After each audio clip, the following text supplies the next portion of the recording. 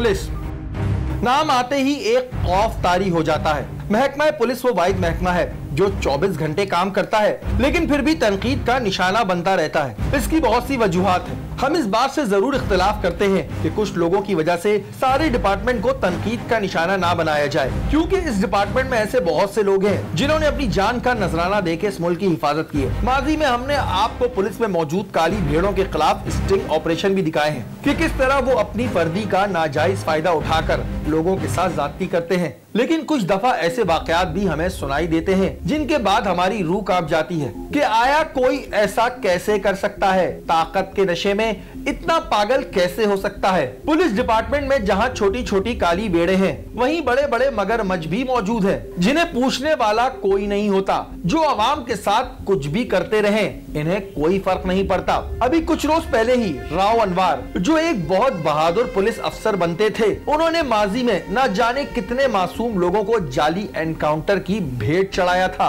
और हर दफा इनका ताल्लुक दहशतगर्द तंजीमों से जोड़ देते थे। और फिर प्रेस कॉन्फ्रेंस और वाह वाह जैसे कोई बहुत बहादुर इंसान हो। लेकिन नकीब महसूद का मामला खुल गया जब एक खूबसूरत मासूम इंसान को राव अनवर ने अपनी वाह के चक्कर में जाली एनकाउंटर करके दहशतगर्द बताया। वो कहते हैं ना कि अल्लाह की लाठी बेआवाज है। ये बात अवाम के सामने खुलकर आ गई कि राव अनवर ने किस तरह मासूम इंसान को जाली एनकाउंटर करके शहीद किया था, जिसका कसूर सिर्फ इतना था कि वो रोजगार की तलाश में कराची शहर आया था। और ना जाने राव अनवर ऐसे कितने एनकाउंटर माजी में कर चुके हैं। राव अनवर को बहुत सी सियासी लोगों की पुष्पनाई है जो इस शख्स से अपने नाजायज काम करवाते हैं। लेकिन पुलिस डिपार्टमेंट में एक राव अनवर ही नहीं जो सिर्फ ये काम करता है, और भी बहुत से मगरमच्छ हैं जो पुलिस की वर्दी पहनते ही फिरौन बन जाते हैं और वो काम करते हैं जिसके बाद इंसान की रूह कांप जाए। आज जो केस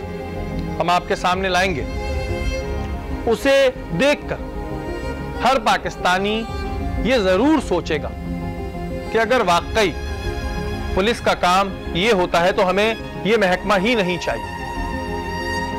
जब ये केस मेरे पास आया तो बाखुदा मेरा दिल खून के आंसू रो गए। जुल्म और बर्बरियत की इतनी इंतहा मैंने नहीं देखी। पुलिस डिपार्टमेंट में जहां थाने मौजूद हैं, वहीं कुछ ऐसे महकमे भी मौजूद हैं जिनका काम सिर्फ दहशतगर्दों से निपटना है। इस सिलसिले में बहुत से डिपार्टमेंट तश्कील दिए गए, लेकिन ये इदारे बाज दफा खुले सांड की तरह घूमने लगते हैं। रात को सिविल कपड़ों में मलबूस लोग लोगों के घरों में घुस जाते हैं, बिला वजह इन्हें गिरफ्तार करके हफ्जे बेजा में रखते हैं और पैसे तलब करते हैं। इन इदारों को कोई रोकने टोकने वाला नहीं। कानून में मौजूद तमाम कवानीन की धज्जियां ये खूब उड़ाते हैं और फिर अपने आप को कानून का रखवाला कहते नजर आते हैं। ऐसा ही एक इदारा CTD यानी काउंटर टेररिज्म डिपार्टमेंट भी हमें काम करता दिखाई देता है।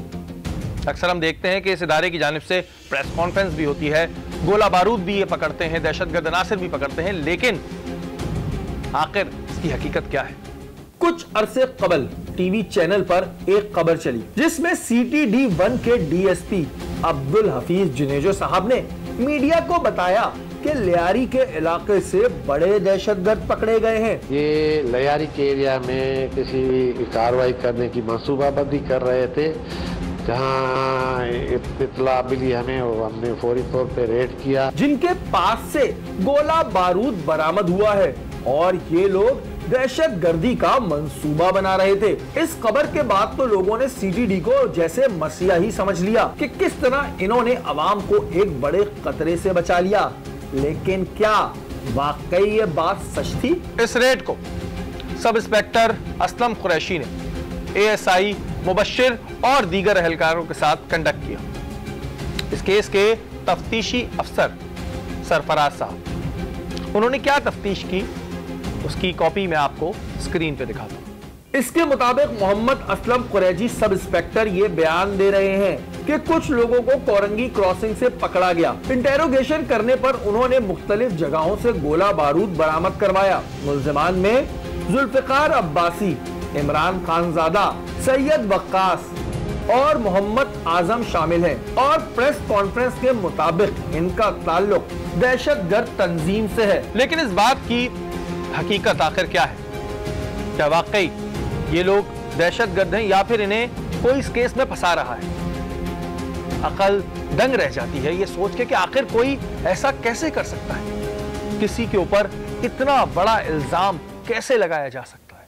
7-8 माह इन लोगों ने जुल्मो सतम सहा, बदनामी सही, लेकिन आखिर में इसके पीछे माजरा क्या था, क्या हकीकत थी जो सामने आई। सबसे पहले हम आपको उन तमाम लोगों से मिलवाते हैं जो आज अपने घरों में मौजूद हैं, जिनका ताल्लुक दहशतगर्द तंजीमों से जोड़ा गया था। पहले चलकर आपसे इनकी मुलाकात करवाते हैं। ये लोग किस तकलीफ और कर्ब से गुजरे होंगे, आप शायद इस बात का अंदाजा लगा सकते हैं। इनके मासूम बच्चों ने बिला वजह कितनी तकलीफें झेली। आखिर ऐसे लोगों को वर्दी दी ही क्यों जाती है जिसका इस्तेमाल ये लोग इस तरह करते हैं। नाज़रीन, सीटीडी की एक प्रेस कॉन्फ्रेंस हुई जिसमें कहा गया कि उन्होंने 5 वो लोग पकड़े हैं जिनका ताल्लुक कालाधन तंजीमों से है और उनके पास से गोला बारूद भी बरामद हुआ है। अब मैं ये जानने की कोशिश करूंगा कि आया वो वाकई में तहरीक तालिबान का आदमी है या मामला कुछ और था। 2017 में सीटीडी ने एक बड़ी कार्रवाई करते हुए 5 दहशतगर्दों को गिरफ्तार किया और उनके ऊपर कहा गया कि इनका ताल्लुक कलदम तंजीरों से है। उन्हीं में से एक शख्स इस वक्त मेरे साथ मौजूद है जिसका नाम आजम खान है। आजम, मुझे ये बताइएगा सबसे पहले कि आप क्या काम करते हैं। मेरी टेलरिंग शॉप है और मैं पुलिस यूनिफॉर्म वगैरह बनाता हूँ यहाँ पे। अच्छा, आपके ऊपर इससे पहले कभी कोई FIR, कोई मुकदमा दर्ज हुआ है? किसी भी थाने के अंदर ना कोई FIR, ना कोई झगड़े की तक भी FIR कोई नहीं है। 3 और 4 की दरमियानी शब में हुआ क्या था, पूरा वाकया मुझे बताएं। तकरीबन रात 4 बजे के टाइम पे सीटीडी एहलकार घर में दाखिल हुए। उन्होंने मुझसे नाम पूछा और फिर उसके बाद मेरे घर की तलाशी ली। तो मैंने उनसे पूछा कि भाई आप लोग किस वजह से आए हैं, क्या मसला है, कोई बात है? तो उन्होंने कहा आप खामोश रहो। उन्होंने मेरी आंखों पे पट्टियां बांधी और उसके बाद फिर यहाँ से मुझे बाहर ले जाके खड़ा किया। मेरे घर में से जो भी उनके हाथ लगा, उन्होंने तकरीबन कोई 1,20,000 रुपये कैश था वो मेरे घर से लिया और उसके अलावा कुछ चंद जो है वाइफ की मेरी कुछ तलाई जेवरात थे वो उठाए उन्होंने, मोबाइल फ़ोन्स उठाए। उसके बाद हमें ले जाके गाड़ी में बिठाया और उसके बाद सीटीडी ले गए। पुलिस पार्टी की सरबराही कौन कर रहा था, कुछ नाम बताएं? उसमें sub inspector Aslam Qureshi, ASI Mubashir और कदीर खान। सब इंस्पेक्टर कदीर खान था। ये लोग हमें लेकर गए और उसके बाद वहाँ पर जो है ना इन्होंने हमें एक कमरे में बंद कर दिया। तो 3:20 या मैक्सिमम 25 पे मजिस्ट्रेट जो है मजिस्ट्रेट साहिबा का रेड हुआ गार्डन पे। तो हम मोबाइल के अंदर थे। उसके तकरीबन कोई घंटे के बाद DSP अब्दुल हफीज जुनेजो साहब आए। वो बैठे रहे, वो उनको जो है मिसगाइड करते रहे। क्या क्या आप पे इल्जामात लगाए? मेरे पे दो अदद राइफल ग्रेनेड इन्होंने रखे। अब आपके केस की क्या सूरत हाल है? मैंने सुना है कि जो आप पे इल्जाम लगाया गया था उससे बरी हो गए आप लोग। सीटीडी के सनाउल्लाह अब्बासी साहब जो हैं उन्होंने बड़ा अच्छा कोऑपरेट किया। सनाउल्लाह अब्बासी साहब ने इस केस की दोबारा री इन्वेस्टिगेशन करवाई और री इन्वेस्टिगेशन के अंदर केस हमारा B क्लास हुआ। Chief justice Sindh high court ने इसका एक्शन लिया और उसके ऊपर जो है हमें बाइज्जत रिहाई मिली।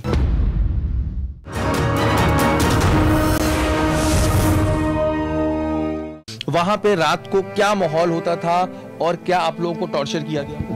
सर वहाँ पर कदीर खान अपनी टीम पे, क्योंकि all in all incharge Qadir Khan था, वहाँ पे शराबें पीते थे। उसके बाद वो हमें निकालते थे एक एक करके। उन जो है हम पर तशद्दुद होता था। हमारे मोबाइल फ़ोन ऑन करके घरों पे सुनवाते थे कि हम इनको मार रहे हैं, आप 50,000 ले आओ, किसी से डिमांड कर रहे हैं 2 लाख ले आओ, किसी से लाख रुपए की डिमांड कर रहे हैं। आपने कितना पैसा सीटीडी के इन काली भेड़ों को दिया? इंस्पेक्टर सरफराज था जिसने कहा कि 45,000 रुपये आप मुझे दे दो। मैंने उसको कहा कि भाई मैं कहाँ से दूं यार 45। उसने कहा कि आपके और भी लोग हैं, मैं सबसे मिला के एक ऐसा अमाउंट बना दूंगा जिससे मैंने DIG को भी देना है, SSP को भी देना है, तो आपके केस के अंदर आसानी हो जाएगी। तो उसने मुझसे जो है 45,000 रुपये हाई कोर्ट में उसने मुझसे लिए। मुझे वो जेल की थोड़ी सी स्टोरी बताएं कि जो आपके 8 महीने गुजरे, घर वालों को किस तरह क्या मसाइल उन्होंने देखे? सर जाहिर सी बात है, कोर्टों के धक्के। मेरे बच्चों ने कभी जेल को बाहर से नहीं देखा था, कोर्ट को बाहर से नहीं देखा था। उन लोगों ने वहाँ पर जिस तरीके से अजियत के दिन गुजारे और जिस तरह घर में, जाहिर सी बात है कि मेरी फैमिली है, मैं कमाने वाला था, मैं जब अंदर था तो जाहिर सी बात के घर का निज़ाम किस तरह चलता है, इन बच्चों की तालीमी अखराजात किस तरह चलते, किस तरह हमने वक्त गुजारा ये 8 महीने, ये अल्लाह जानता है और हम जानते हैं।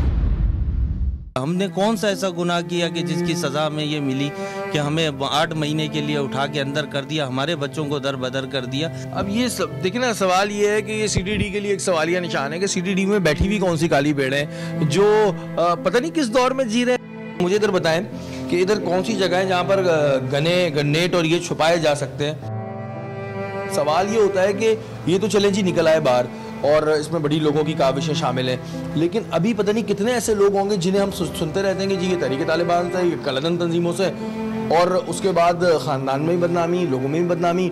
और कौन क्लियर कर रहा है? क्या सीटीडी ने एक प्रेस कॉन्फ्रेंस करी कि बोला नहीं जी ये लोग क्लियर थे?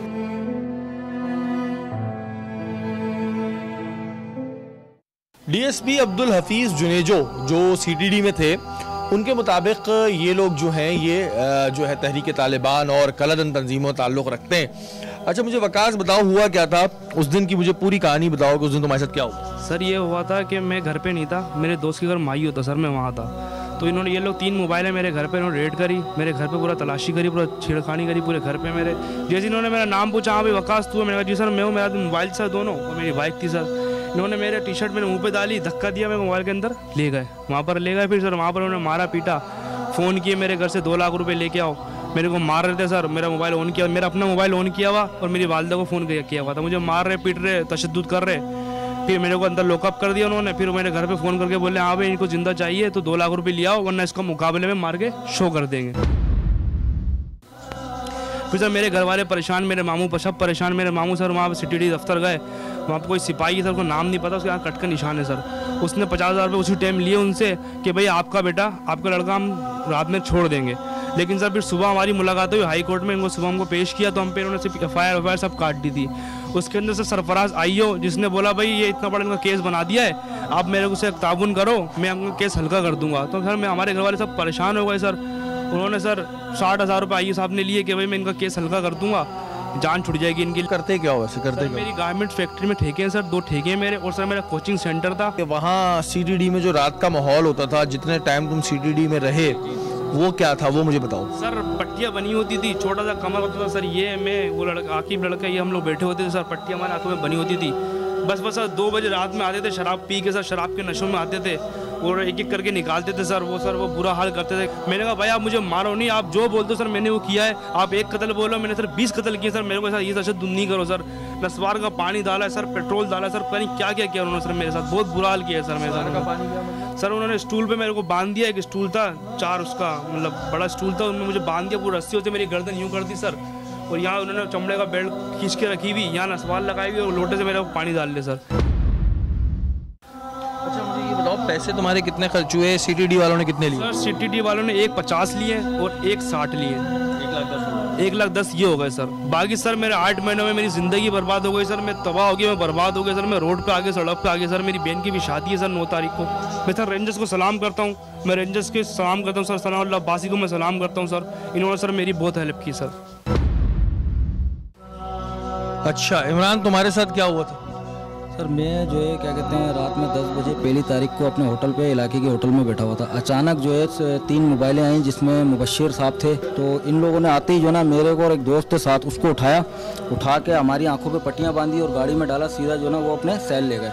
वहाँ ले जाके हमारा बहुत गलत उन्होंने हमारे साथ किया, हमारे कपड़े उतार के तशद्दुद किया उन्होंने। जिसमें जो है क्या कहते हैं कदीर खान, उसने मुझे कहा कि भाई तू अपने घर से पैसा मंगा, ठीक है, और जो ना क्या कहते हैं तू पैसा मंगा नहीं तो तेरे को हम और बड़े केसों में डाल देंगे।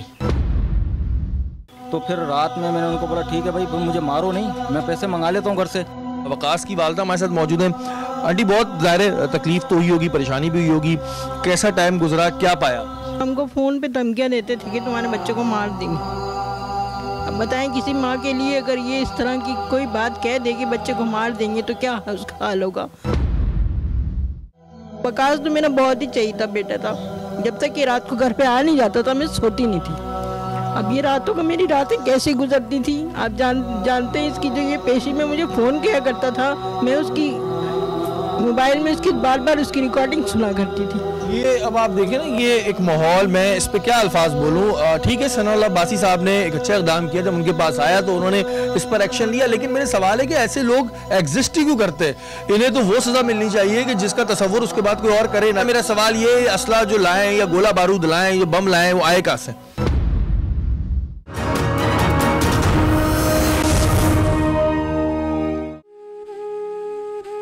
नाज़रीन, सीटीडी की जालिमाना कार्रवाइयों का एक और शख्स भी निशाना बना था और जुल्फ़िकार अली अब्बासी उनका नाम है।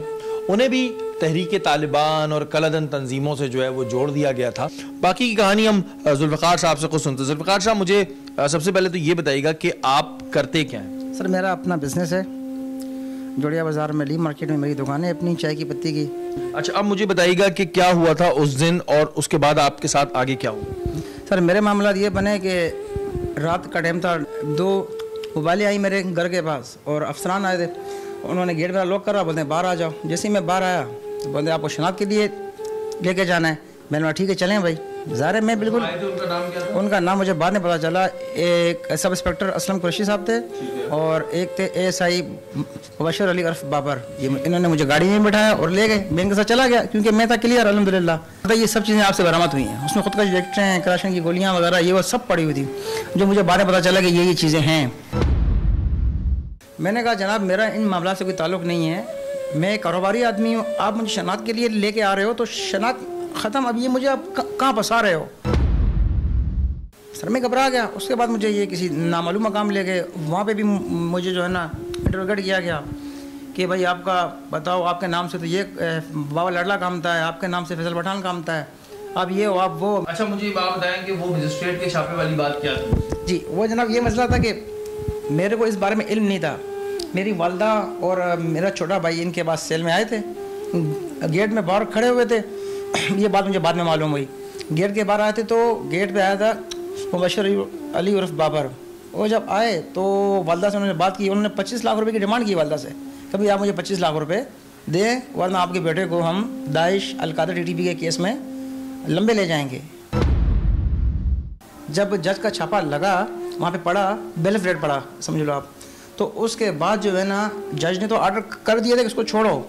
इन्होंने फिर भी मुझे नहीं छोड़ा। ये बताइएगा कि 2 लाख आपसे किसने लिए? सर, 2 लाख रुपए मेरे से लिए थे असलम कुरैशी मुबशर बाबर ने। अच्छा, 2 लाख रुपए hand to hand sir, hand to hand दिए मैंने। अब इधर आ जाते हैं कि आपकी इंक्वायरी हुई, सनाउल्लाह अब्बासी साहब ने इंक्वायरी करवाई। इंक्वायरी रिपोर्ट क्या आई?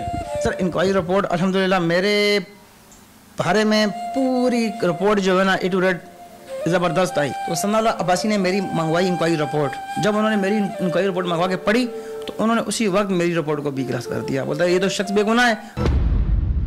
अच्छा, उसके बाद वो जो थे हफीज जुनेजो था और असलम कुरैशी, और ये क्या इनके ऊपर कोई कार्रवाई हुई है, कोई FIR हुई है? सर, इस बिना पे जो मेरी इंक्वायरी B क्लास हुई तो इसमें अल्लाह का शुक्र है कि इन पे कोर्ट के आर्डर आ चुके थे कि इनके ऊपर इंक्वायरी करो और FIR लॉन्च करो।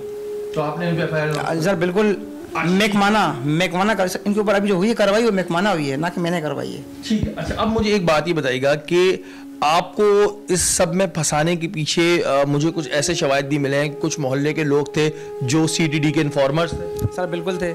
इमरान उर्फ मानी जो साथ में पड़ोसी है, एक पीछे जो है कोला गदाम में रहता था, पीछे उसकी राश है शाह खालिद। ये मुझे बाद में पता लगा सर, जेल से आने के बाद। वरना सर मैं तो ना उम्मीद हो गया था कि या अल्लाह ये क्या होगा मेरे साथ, मेरी फैमिली, मेरा घर कारोबार, इसका क्या होगा। सर बाजार में खुद बहुत परेशान हो गया था।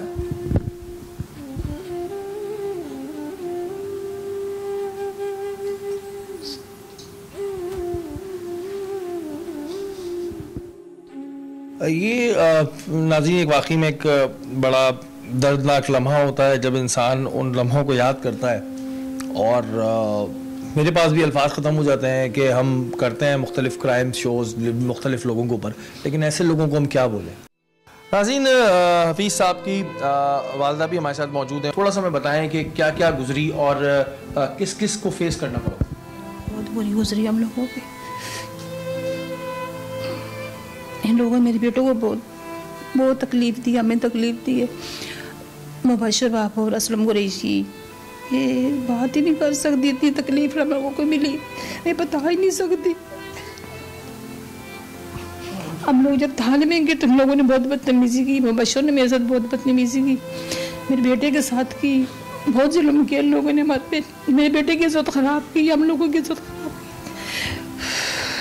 बहुत बहुत शुक्रिया। लेकिन जी ऐसे लोगों को जो ऐसे इक़दाम करते हैं इन्हें ना रोकें, इनकी इंक्वायरी जीआईटी बननी चाहिए। तारिक साहब क्या क्या देखने में आया, पहले तो ये बताएं कि जी पैसे किस किस ने कितने कितने पकड़ लिए? देखें जी, जब शुरू से इनको लेकर गए ना तो पैसे तो सबसे पहले इन्होंने जो 25 लाख की डिमांड की, उसके बाद 2 लाख रुपए तो मुबशर बाबर लोगों ने लिए, ठीक है। 25 लाख की डिमांड चलती रही, बहरहाल वो बात फिर इंक्वायरियों पर आई। इंक्वायरियों में चलते चलते चलते जब हमारे यहाँ पे सिचुएशन आई तो अल्लाह ताला ने किया कि रेंजर्स ने, पाकिस्तान रेंजर्स ने और अपने सुनारा अब्बासी साहब ने इन्होंने बहुत अच्छी इंक्वायरी की और उसमें हमारी हेल्प की। तो हैरत हो रही है कि प्लानिंग देखेंगे जी, पहले दीवारों पे चौकिंग कराई जाती है, फिर पुलिस जो है सीटीडी के लोग खुद इन्फॉर्मरों को सामान देते हैं, वो सामान छुपाया जाता है, फिर लोग पॉइंट आउट किए जाते हैं, फिर वो उठते हैं। और ये बड़ी बात है, यहाँ पर भी रेंजर्स को भी सलाम है, सोनल अब्बासी साहब ने भी इसमें अच्छा काम किया कि इन्फॉर्मर्स के बयान हमें मिल गए। ये बड़ा रेयर हुआ, ये एक मौजा हुआ, इन लोगों की वालदा की दुआएं होंगी या पता नहीं किसकी दुआएं होंगी कि जिसकी वजह से एक मौजा हुआ है, वरना ऐसा होता नहीं है कि इन्फॉर्मर जो है वो कभी बयान दे देगा। वो तो इन्फॉर्मर हाथ आ गया और उसने पूरा बयान दे दिया, और वो बयान जो है वो हमारे पास पेपर में मौजूद है, वो भी मैं आपको दिखाऊंगा कि पेपर पे भी वो बयान मौजूद है। लेकिन अकल तंग रह जाती है कि इस तरह की हरकतें हमारे मुल्क में हो रही हैं और वो लोग बड़े मज़े से घूम रहे हैं। इन्हें मज़े से अब नहीं घूमने देंगे, इनके खिलाफ सख्त से सख्त कार्रवाई होनी चाहिए और इनको मंतकी अंजाम तक पहुंचाया जाए।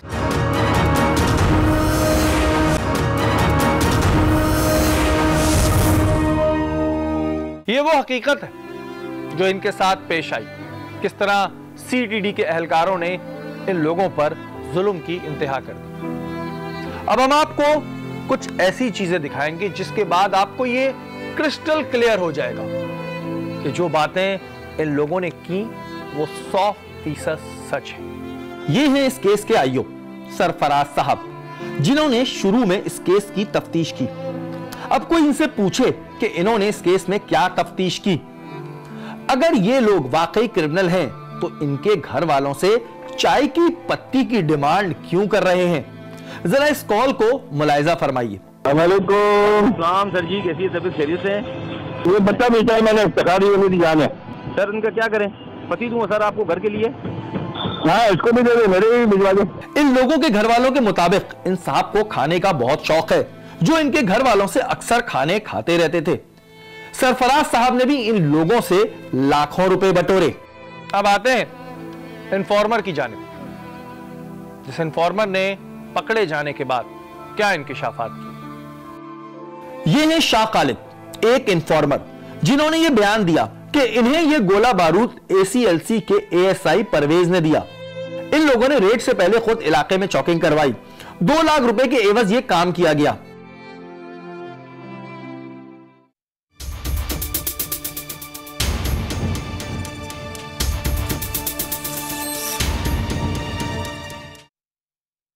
ये दूसरा इन्फॉर्मर इमरान मानी है, जिन्होंने ये असला खुद रखा। इन लोगों का काम ये होता है कि ये मजबूर लोगों की रैकी करते हैं और फिर सीटीडी वालों के कहने पर ये काम करते हैं। इस बयान की कॉपी आप स्क्रीन पर देख सकते हैं।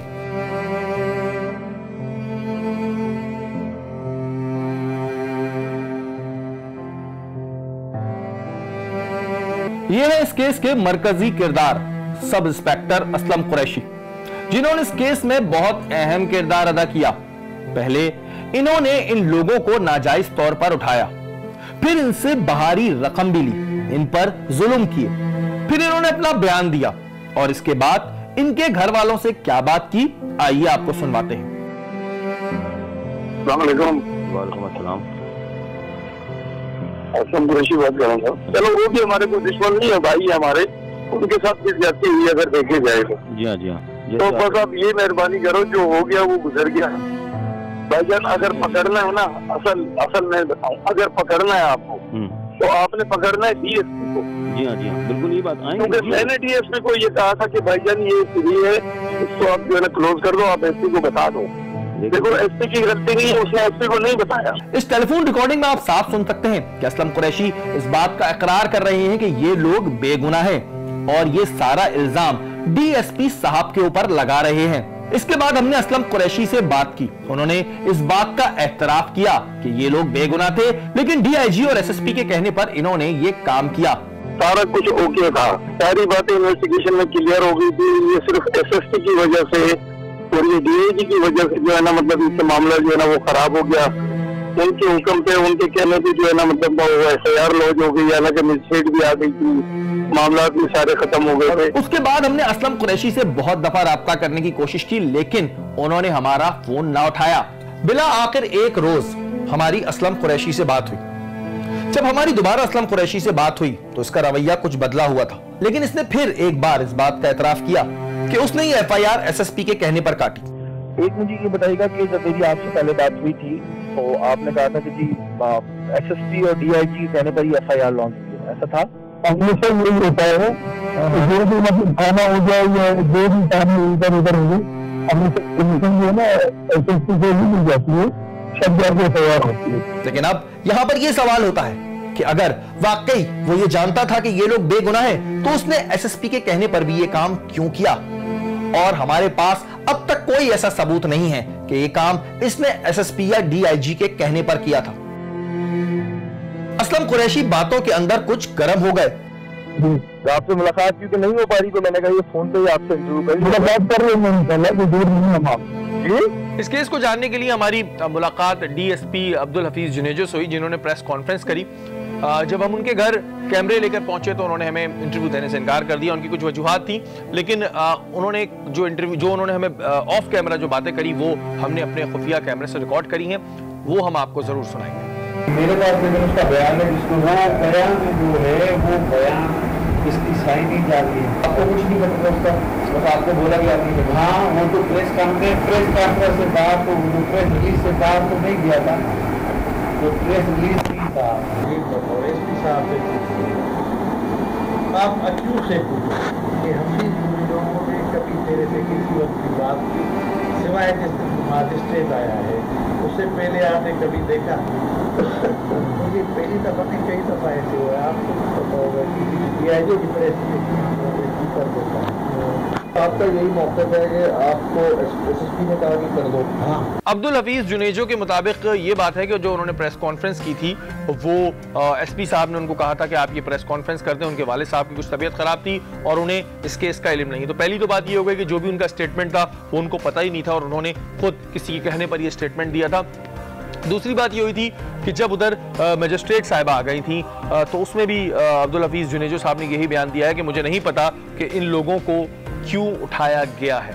और जो आखिरी बात है वो ये है कि असलम कुरैशी का जो बयान था उसमें उसका ये कहना था कि जो डीएसपी साहब को मैंने ये बड़ा बताया था और उन्होंने नहीं किया। तो ये बड़ी इस वक्त मिली जुली बात है और जो सारी चीज़ों का कंक्लूजन है वो ये हमें समझ आता है कि सीटीडी के लोगों ने लोग उठाए जो महज पैसे पकड़ने के लिए उठाए थे, जो मासूम लोग थे, और उनमें से किसी ने जो है वो जब अदालत में शिकायत करी तो वहाँ से कोर्ट की टीम आ गई, मजिस्ट्रेट का छापा पड़ा और उसी डर के बाद जो है इनके ऊपर तहरीके तालिबान और जो दूसरी दहशतगर्द तंजीमें हैं जिनके नाम हम नहीं ले सकते, उनके इल्ज़ामात लगा दिए गए कि ये उनके मेंबर हैं। अब ये आप बात देखेंगे कितनी दुख की बात है, कितने अफसोस की बात है कि महज अपने पैसों के लिए किसी के ऊपर इल्जाम लगा दिए जाते हैं और उसके बाद उसकी पूरी जिंदगी जो है वो तबाह कर दी जाती है। अब जरा इन साहब को मुलाहिजा फरमाइए, ये भी इस केस के एक अहम किरदार हैं जिनका नाम परवेज है।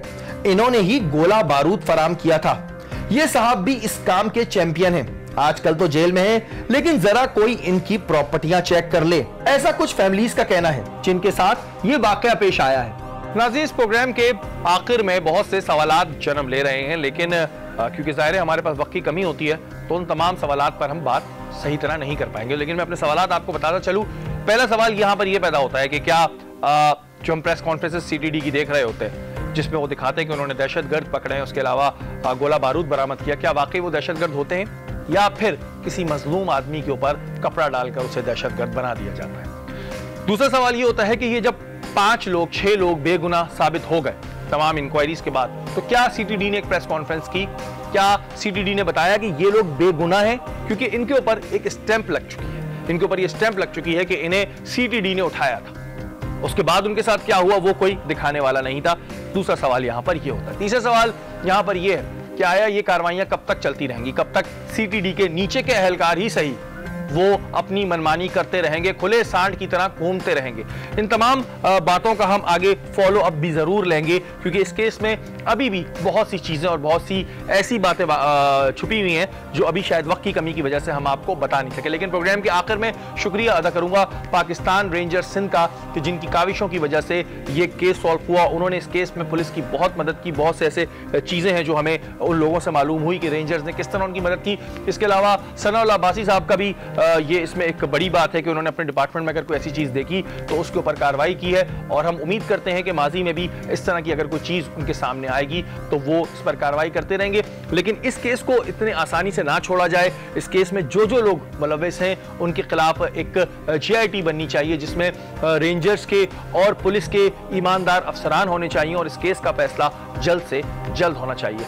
अभी के लिए इतना ही। अगर आपके इर्द गिर्द कोई भी गैर कानूनी काम हो रहा है या फिर आप टारगेट की टीम का हिस्सा बनना चाहते हैं तो आप हमें ईमेल कीजिए। हमारा ईमेल एड्रेस इस वक्त स्क्रीन पर आ रहा होगा। अगले हफ्ते फिर हाजिर होंगे टारगेट के किसी नए प्रोग्राम के साथ। तब तक के लिए अपने मेजबान शहरी को इजाजत दीजिए। अल्लाह ने के बाद।